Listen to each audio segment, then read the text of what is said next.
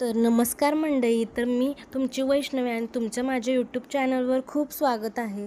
तर मी आज बनवणार होते ढोकळा. त्यासाठी मी पाण्यात मीठ विरघळून घेतलेलं आहे. तुम्ही साखरही विरघळून घेऊ शकता आणि मीठसुद्धा दोन्ही मिक्स करून घ्यायचं असतं. नंतर बेसन वगैरे घेतलं, त्यात मस्तपैकी मिक्स केलं.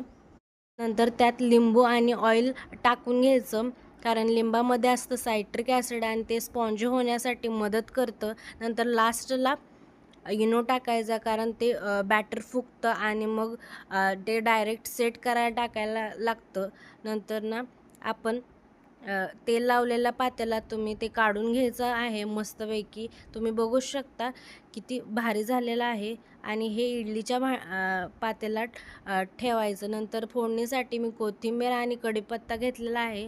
तर आपला हा ढोकळा बघू शकता एकदम हॉटेलसारखा झालेला आहे, स्पॉन्जी एकदम. ते कट करून घ्यायचं मस्तपैकी.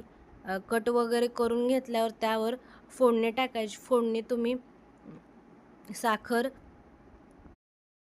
आधी साखर विरघळून घ्यायची आणि नंतर ना त्यात डायरेक्ट फोडणीमध्ये ते पाणी टाकायचं आणि ते मस्तपैकी सर्व ढोकळ्यावर टाकायचं. आणि बघू शकता किती भारी झालेलं आहे. टेस्टलासुद्धा भारी झालता.